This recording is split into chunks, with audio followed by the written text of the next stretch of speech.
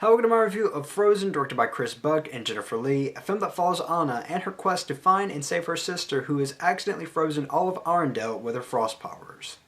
Go bring back summer! Man, am I out of shape. Wolves. Stop! Whoa. Whoa! Are you okay? I've got a thick skull. I don't have a skull.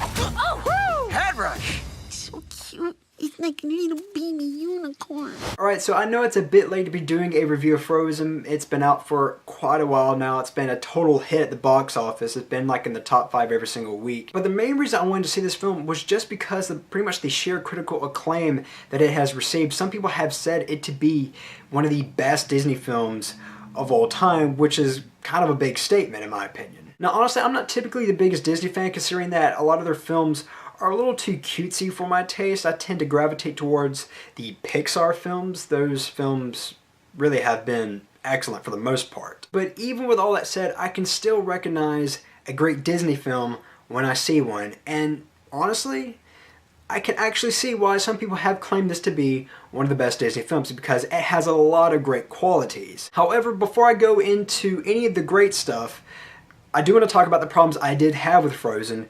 particularly in the first 20 minutes. Now, for the first 5 to 10 minutes, one of the problems I had with the film was that it was just far too cute. I mean, really, it actually kind of made me sick on how cutesy the film was. I mean, it got that bad to me. And to add on to that problem was the excessive amount of singing. There's a good portion of this movie that's essentially a musical, and I'm not a fan of musicals, I'll be honest. I'm not typically a fan of that sort of thing. And to add on to that, the movie had music that I just didn't find catchy at all. And in fact, it was slightly pain-inducing. But after the first 20 minutes, or a little less than 20 minutes, the film kicks it into gear and becomes this great film that everyone has said it to be. It was this portion in the film is when the music in the film actually started to become catchy. It was sparse, and it actually served a purpose. And it was also during this portion of the film is when I actually found characters to root for. The character Olaf, who's voiced by Josh Gad, is remarkably funny, and I mean that. He is freaking hilarious. And what's so great about Olaf is that he's not your typical obnoxious sidekick who has the brain and personality of a 12-year-old who's trying to act hip and urban. He's not like that at all, and I really do wish more animators would actually see this and go, yeah, this is how you do it. You don't have to make your little sidekick or your little spunky character act that way to appeal to younger audiences.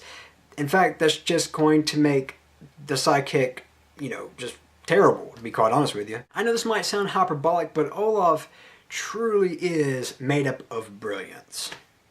Although the character's kind of dumb. But moving forward, I also found Frozen to be surprisingly incredibly captivating. Frozen does have a great story with a great protagonist, Anna, voiced by Kristen Bell. And although in a lot of ways she is reminiscent of other Disney female protagonists that we've seen in the past, what makes her great is just the sheer spunkiness that she has, yet at the same time, she has this very innocent charm to her. And not only that, but she's also a character that is relatable, and I found her very easy to root for. And moreover, before I wrap this review up, I also like the two princes in the film as well. I found them to be relatable as well and very fun to watch. Overall, Frozen has a somewhat pain-inducing intro, but if you can get through that intro, then the film greatly pays off.